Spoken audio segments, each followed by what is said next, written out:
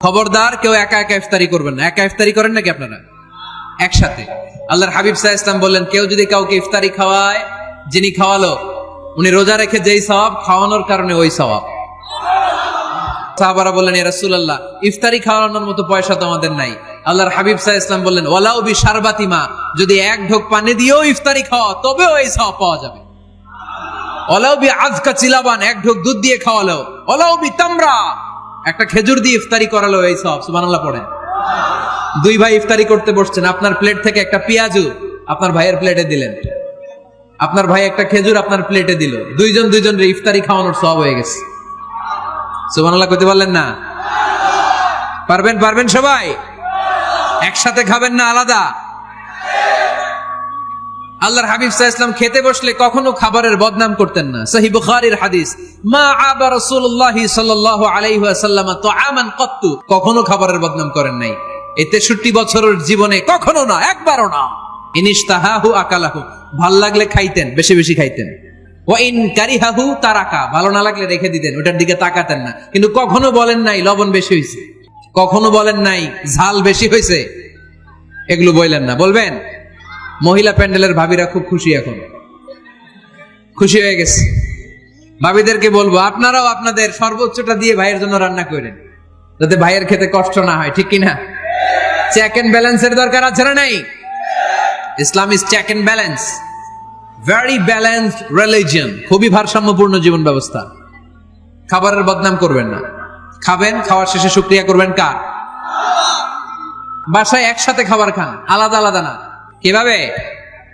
একসাথে।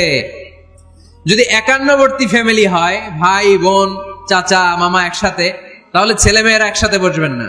ছেলেরা সবাই একসাথে, তাদের খাওয়া শেষ, এরপরে মেয়েরা সবাই একসাথে।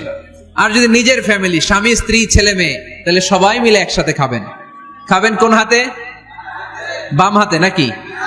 আওয়াজ করে কোন হাতে? আল্লাহর হাবিব বলেছেন, লা তাকুলু বিশিমাল, বা হাতে খেও না, ফা ইন্না শাইতানা ইয়াকুলু বিশিমাল, কারণ শয়তান খায় বা হাতে। আমরা খাই কোন হাতে? ডান হাতে। খাওয়ার শুরুতে কি পড়বো? খাওয়ার পরে কি পড়বো? মনে থাকবে? বাচ্চারা উল্টা কাজ করতে পছন্দ করে বেশি। দেখবেন বাচ্চারা ডাইন পায়ের জুতা পরে বাম পায়ে, বাম পায়েরটা পরে। আমার মেয়ে সব সময় এটা করবে। আমি জুতা পরাই দিলে ঠিক, নিজে পড়লে বাম পায়েরটা দেয় ডান পায়ে, ডান পায়েরটা দেয় বাম পায়ে, আর গ্লাস ধরবে বা হাতে, যতক্ষণ আমি না ঠিক করে দিব। এবং বিসমিল্লাহ বলতে ওরা ভুলে যায়, বারবার স্মরণ করিয়ে দিবেন, বারবার বারবার। এখন ওর মস্তিষ্ক নরম আর উর্বর, ভেরি ফার্টাইল ওদের মস্তিষ্ক। যেইটাই ঢুকাবেন, এখন সফটওয়্যার হিসেবে যেটা ইনস্টল করবেন ওটা আজীবন থাকবে। চিল্লায় বলেন ঠিক কিনা? সিঙ্গাপুরে আমার প্রোগ্রাম, গত কোরবানির পরে 5 দিন টানা প্রোগ্রাম ছিল সিঙ্গাপুরে। এক ফ্যামিলি আসছে, অনেক বড় বিজনেসম্যান ওখানকার, এসে বলে, হুজুর ইউটিউবে আপনার ওয়াজ শুনে আল্লাহ আমাদেরকে হেদায়েত দিচ্ছে, কিন্তু ছেলে মেয়েগুলোর তো বানাইতে পারতেছি না, নামাজ পড়ে না, আপনি একটু পানি পড়া দেন। কি পড়া? আমি বললাম বয়স কত? কয় 22। আমি কই পানি পড়া না, আমারে বাইটা খাওয়াই দিলে হবে না, কারণ কাঁচা না নোয়ালে বাস, পাকলে করে টাস টাস। আগে আগে দেরি করা যাবে না, দেরি করলে কষ্ট হয়ে যায়। আল্লাহ হেদায়েত না দিলে তখন এদেরকে বোঝানো যাবে না। ছোট্ট সোনামণিরা, ওরা এখন কাদাকে যেমন খুশি তেমন ডিজাইন করা যায় কি যায় না?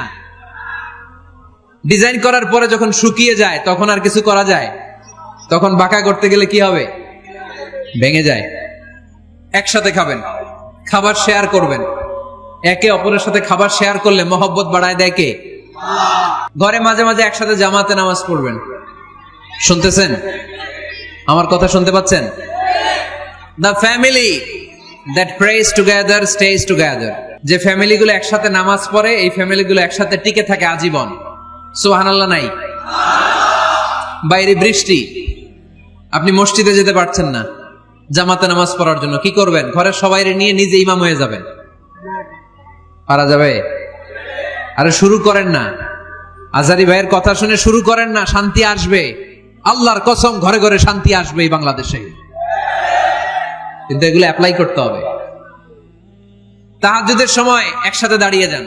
ডিসেম্বর মাসে বাচ্চাদের 15 দিনের ছুটি, তখন তাহাজ্জুদের প্র্যাকটিস করেন।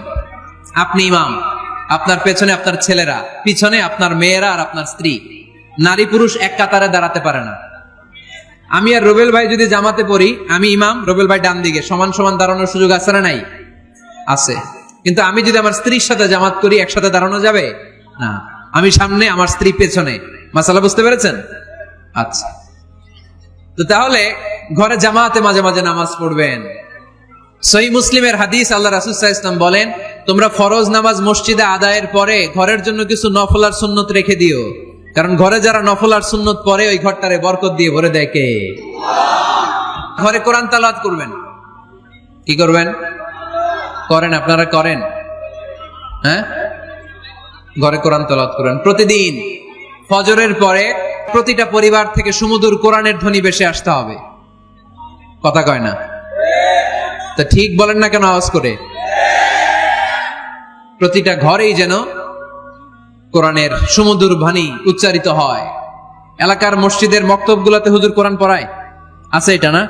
আমরা ছোটবেলা কিন্তু যাইতাম, আমি যাইতাম শাহী জামে মসজিদে, ওইখানে যে আমি কোরআন শিখছি। তো মসজিদগুলোতে আপনারা এই মক্তবের সিস্টেমটা চালু রাখবেন, প্রতিদিন সকালে কোরআন পড়বেন। কোরআন যেটা মুখস্থ করবেন স্ত্রীকে শোনাবেন, স্ত্রী আপনাকে শোনাবে। প্রতি মাসের জন্য একটা সূরা নির্ধারণ করেন। কোনটা? একটা। এক মাসে একটা ছোট্ট সূরা মুখস্থ করা যাবে না? ধরেন সূরাতুত তিন, ওয়াত-তিনি ওয়াজ-জাইতুন, এটা এক মাসেও মুখস্থ করা যাবে না? যাবে। আজকে রাতেই আপনাদের ফ্যামিলি মিটিং এটা সিদ্ধান্ত নেবেন যে এই মাসের জন্য সবাই মিলে কোন সূরাটা পড়বেন। মুখস্থ করতে হবে, অর্থও জানতে হবে। আমার ফ্যামিলিতে এই মাসে চলতেছে সূরাতুদ দুহা।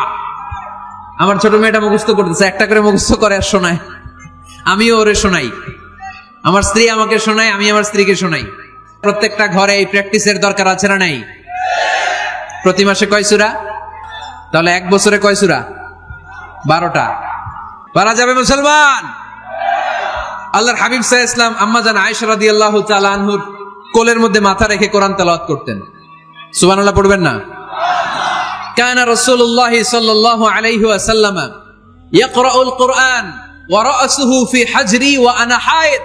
আম্মা জান আয়েশা বলেন, আমার যখন মাসিক চলতো, আমার মেনস্ট্রুয়েশনাল পিরিয়ড চলাকালীন সময়ে আল্লাহর নবী আমার কোলে মাথা রেখে রেখে কোরআন তেলাওয়াত করে আমারে শোনাতে।